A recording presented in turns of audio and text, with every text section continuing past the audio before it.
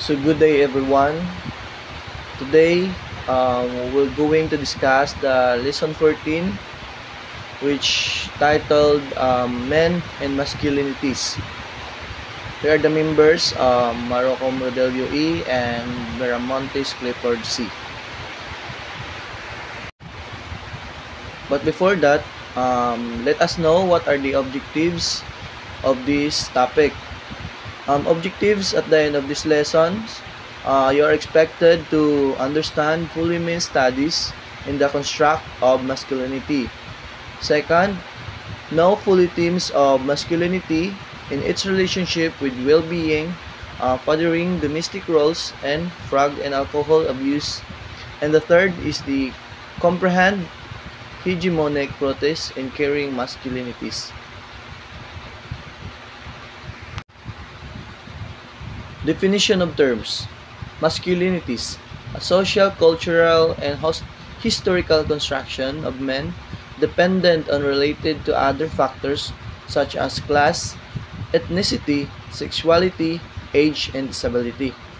Masculinities refers to the different ways of being a man and expressing manhood.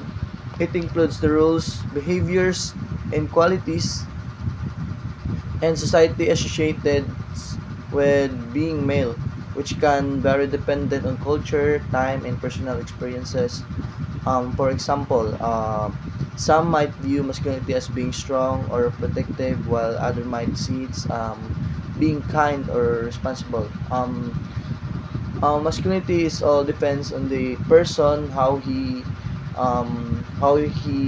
act in the society, in what community sees it to him. Next is the hegemonic masculinity. Forms of masculinity which is culturally dominant and a given setting. Hegemonic masculinity is the idea of the most dominant and socially accepted way of being a man in a given society.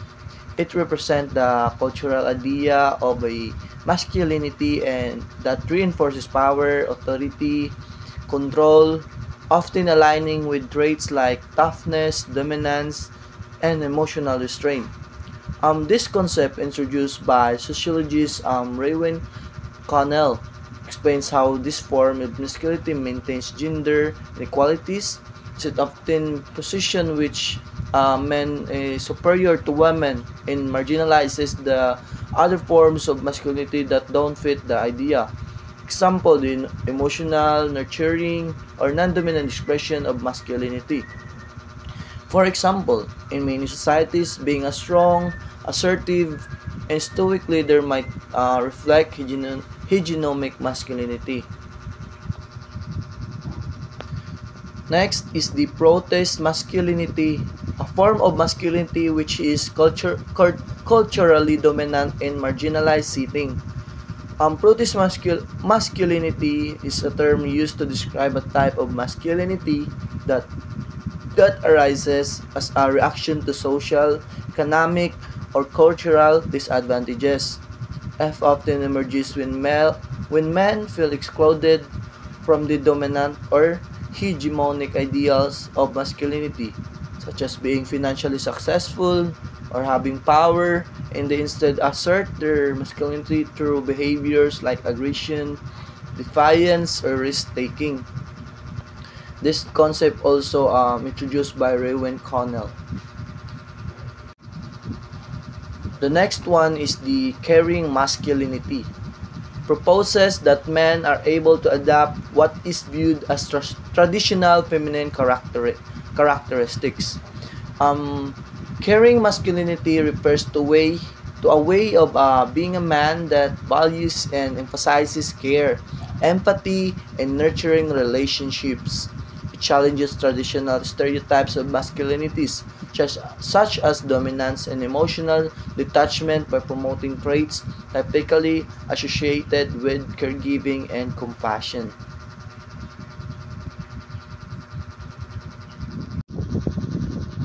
Warren Farrell. Warren Farrell, the founder of the text work titled The Movements right lobby of male power. Why are men disposable sex? According to him, men are now the gender victims as a result of feminism having gone so far, with men having increased responsibilities but few rights around issues of marriage, divorce, child custody, and access to children. Modern legislations is seen to be overprotective of women's interests, resulting in discrimination against men at a time when they are under increasing threat within a rapidly changing society, according to Warren Farrell. Masculinity themes. Masculinity is a social, cultural, and historical construct dependent on or related to other factors such as class, ethnicity, sexuality, age, and disability. Researchers on men's studies in masculinity establish common themes which strengthen and develop this involving concept. Number 1. Multiple masculinity. Accordingly, there is no one pattern of masculinity that is found everywhere. Different cultures and different periods of history. Number 2. Hierarchy and hegemony. The form of masculinity which is culturally dominant in given setting is called hegemonic masculinity.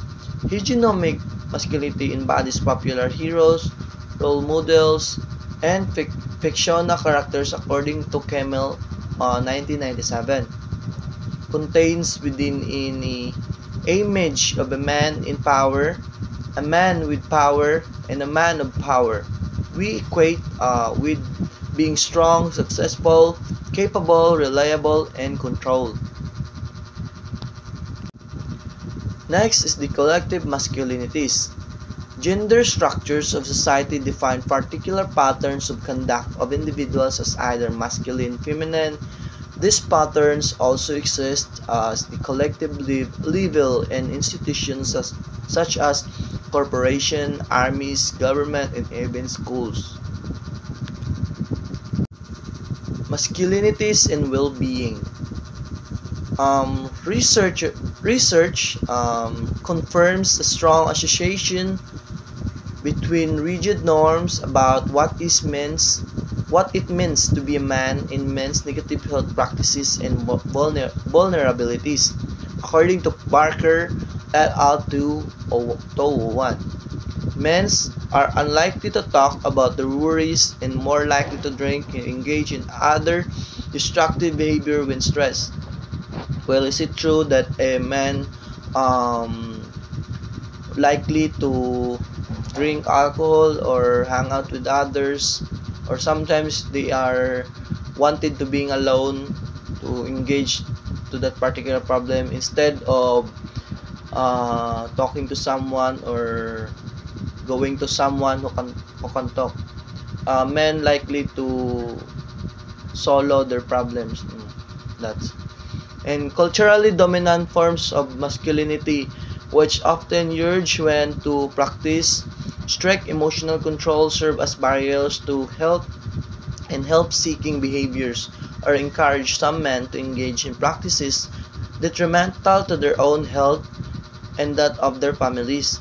Evidence confirms that death and disability rates related to alcohol and substance abuse are considerably higher of men than for women.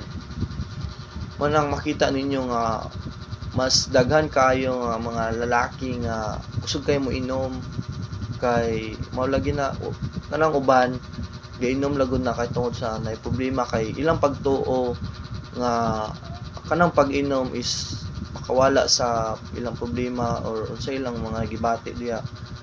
Manang makita ninyo nga mas daghan laki ang mamatay tungod ng inom unlike sa mga babayi. So good day everyone, good day ma'am. So this is the continuation of our topic, men and masculinities. So the next slide is family formation, fathering, caregiving, and domestic role. So the family formation is ang pagbuo pamilya. Fathering is role sa family, sa father. Caregiving is ang pag-aalaga or pagbigay suporta sa mga bata. And domestic role is ang role sa sulod sa balay.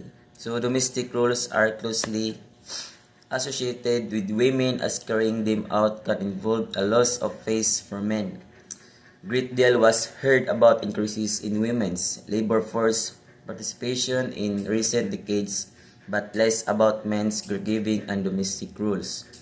So research, however, shows that men are on average not greatly increasing their role in household work and unpaid care by Barker and Pollack 2011.